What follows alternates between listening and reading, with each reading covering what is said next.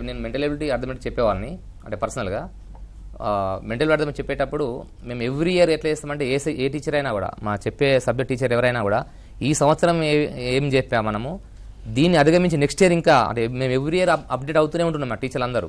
అంటే ఇప్పుడు జనరేషన్ చాలా ఫాస్ట్ ఉంది కాబట్టి క్వశ్చన్స్ కూడా మనకు కాంపిటేటివ్ ఎగ్జామ్లో క్వశ్చన్స్ కూడా ఎవ్రీ ఇయర్ స్టాండర్డ్ పెరుగుతూ వస్తున్నాయి మనకు. మేము బుక్లో ఉన్న క్వశ్చన్స్ కాకుండా డిఫరెంట్ టైప్ ఆఫ్ క్వశ్చన్స్ మేము కూడా అప్డేట్ అవ్వాలి. గత last 4 years 5 years papers analyse చేస్తూ దానికి అడిషన్గా ఏమి చేయాలి క్వశ్చన్స్ ఏ విధంగా తయారు చేయాలి. యాక్చువల్లీ మేము అనలైజ్ చేసింది ఏంటంటే మేడం 14 to 15 టాపిక్స్ వర్బల్ అంటే మెంటల్ ఎబిలిటీలో వర్బల్ సెషన్లో 14 to 15 టాపిక్స్ ఉంటాయి మన దానిలో. కానీ మన క్వశ్చన్ పేపర్ తయారు చేసేటప్పుడు ఒకటి ఎక్స్ట్రా 1-2 డిఫరెంట్ టైప్ ఆఫ్ మనకు టాపిక్స్ ఇంట్రొడ్యూస్ చేస్తారు అక్కడ. మేము పిల్లల్ని ఆ విధంగానే మేము ఫస్ట్ మెంటల్గా ఫిక్స్ చేస్తాం. మేము ఎలా చేస్తామంటే ఈ బుక్లో ఉండే కాకుండా వేరే మనం ప్రిపేర్ అయ్యే ఈ బుక్ కాకుండా ఏ విధంగా ఇచ్చినా కూడా అంటే అప్లికేషన్ టైప్ ఆఫ్ క్వశ్చన్స్ ఏ విధంగా ఇచ్చినా కూడా పిల్లడు ఏ సబ్జెక్ట్ అయినా సరే దాన్ని ఆ బేస్ యూజ్ చేసుకొని ఈ ఆన్సర్ చేయాలనే కాన్సెప్ట్ మాకుంటుంది మేడం.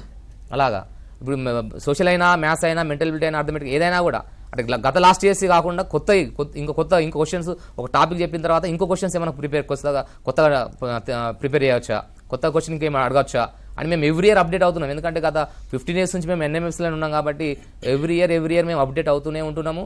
టీచర్స్ కూడా అందరూ సబ్జెక్ట్ టీచర్స్ కూడా చెప్పే వాళ్ళు కూడా అప్డేట్ అవుతున్నాము. వేరే టీచర్స్ కూడా మోటివేట్ చేస్తూ పిల్లల్ని అరే మీకు స్కాలర్షిప్ ఇలా ఉంటుంది, మీ ఫ్యూచర్ బాగుంటుంది, ఈ కాంపిటేటివ్ ఎగ్జామ్లో మీరు బాగా ముందుకు వెళ్ళొచ్చు అని వేరే టీచర్స్ కూడా మనకు చెప్పడం జరుగుతుంది మేడం.